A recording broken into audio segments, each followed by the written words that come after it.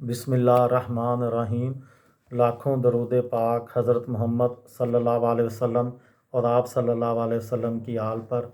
अस्सलामु अलैकुम। मेरा नाम इफ्तिखार अहमद है और आप मेरा यूट्यूब चैनल नॉलेज देख रहे हैं। आज की मेरी इस वीडियो का अनवान है सखर बैराज। सखर बैराज पाकिस्तान में नहरी पानी से आबपाशी का सबसे बड़ा निज़ाम है। दरियाए सिंध पर बनाए जाने वाले सखर बैराज से 7 नहरें निकाली गई हैं, जिनकी मजमूई लंबाई 6.473 मील है और इनसे 59 लाख एकड़ रकबा ज़रई रकबा सैराब होता है।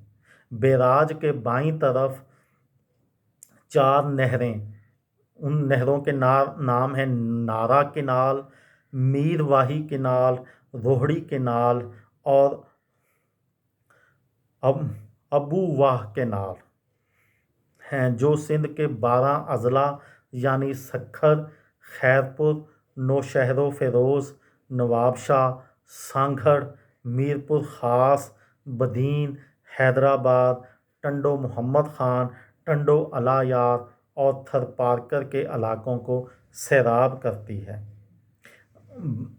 बाईं तरफ दादू केनाल और राइस केनाल हैं, जो लाड़काना, शिकारपुर और दादू के इलाकों को पानी फराहम करती हैं, जबकि बलूचिस्तान के ज़िला डेरा मुराद जमाली को सैराब करने वाली किरथर केनाल भी यहीं से निकलती है।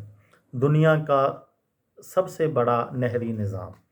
सूबा पंजाब की तरह सूबा सिंध भी ज़ेरे ज़मीन पानी की कमी की वजह से ज़राअत के लिए आबपाशी का दारोमदार बारिशों के अलावा दरियाई पानी पर होता था, जो हर जगह दस्तयाब ना था।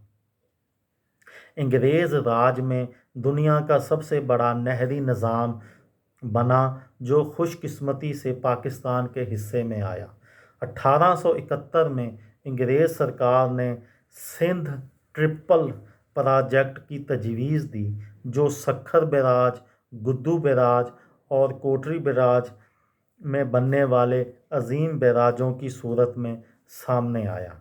इस सिलसिले में बम्बई के गवर्नर जॉर्ज लॉयड ने 24 अक्टूबर 1923 को लॉयड बैराज का संगे बुनियाद रखा, जिसकी तामीर 9 बरस में मुकम्मल हुई।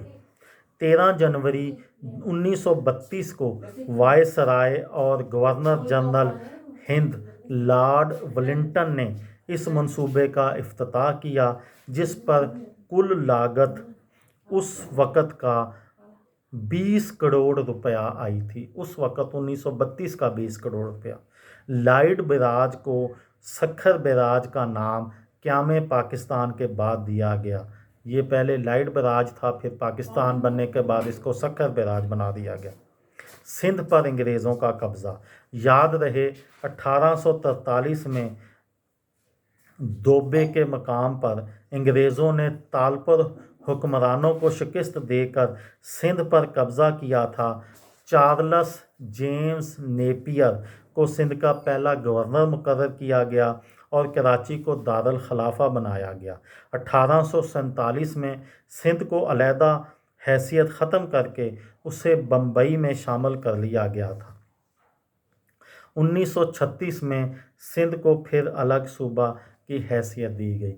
ये मेरी सखर बैराज पर एक छोटी सी मालूमाती वीडियो थी कि सखर बैराज का पुराना नाम क्या था, इससे कितनी नहरें निकलती हैं, इस पे कितनी लागत आई, ये किस सन में बनना शुरू हुआ और कब ये तामीर हुआ। सखर बैराज पाकिस्तान के अजीम मंसूबों में से एक है और सिंध की लोक दास्तानों में और लोक गीतों में भी सखर बैराज का नाम आता है। यह थी मेरी आज की वीडियो।